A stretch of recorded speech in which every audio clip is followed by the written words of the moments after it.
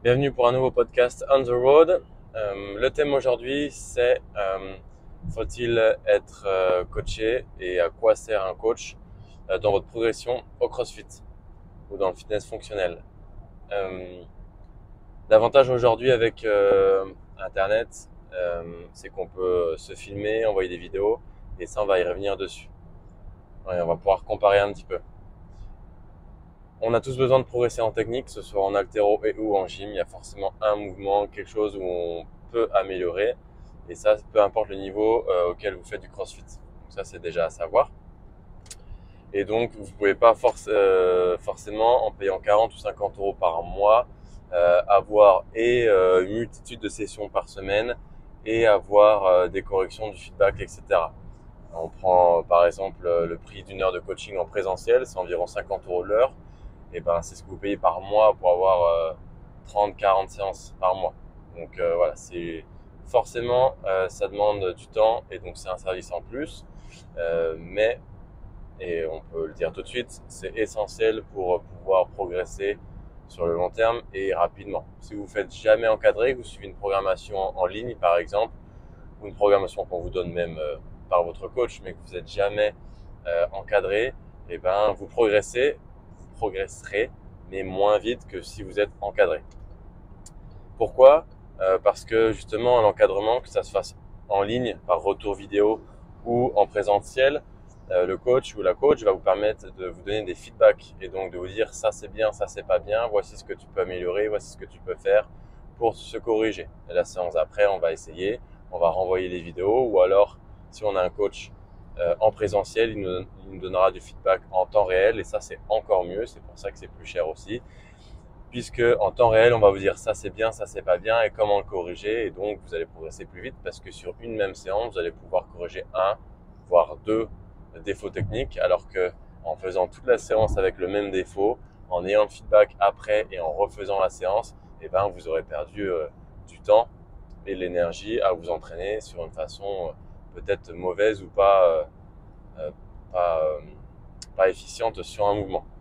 Sur un mouvement d'haltéro, les feedbacks en ligne se font assez bien, en gymnastique aussi, mais forcément, ça ne vaut pas un coach en réel. Et c'est pour ça que je vous invite, en plus de votre programmation ou de vos séances en classe, de vous faire accompagner par le coach compétent dans sa discipline. Il y a souvent des coachs qui ont des domaines de prédilection, des coachs qui sont également bons partout, mais à vraiment prendre et le coach où vous avez un bon feeling, mais surtout le coach qui vous paraît le plus compétent pour votre objectif et du coup faire du coaching perso avec cette personne-là pour vous aider à progresser et plus vite que si vous en prenez pas ou qu'une fois par an ou etc.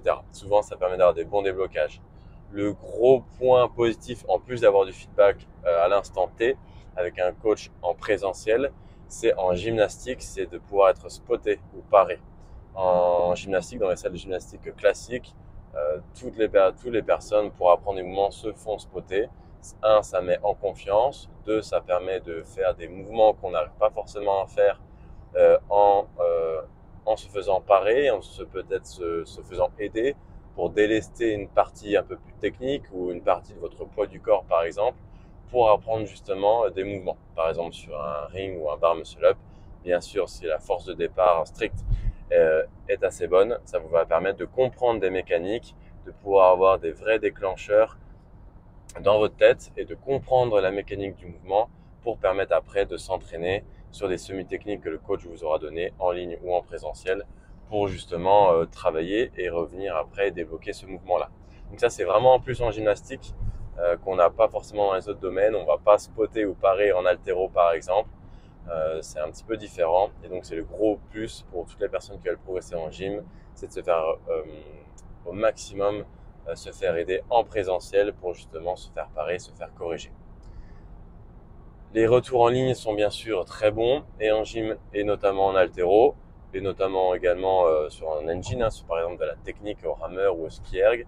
Et c'est pour ça que vous trouverez à partir de la rentrée euh, des feedbacks possibles. Ce sera une capsule, quelque chose en plus possible à prendre sur le Strivey de Mjolnir Training pour justement pouvoir être accompagné selon si vous avez plus ou moins de vidéos et de feedback à vouloir. Et donc pour ça, il y aura différentes formules qui vous permettront, selon vos budgets et bien sûr sur vos besoins, de permettre d'être suivi, d'avoir du feedback et de pouvoir corriger, de pouvoir progresser encore plus vite.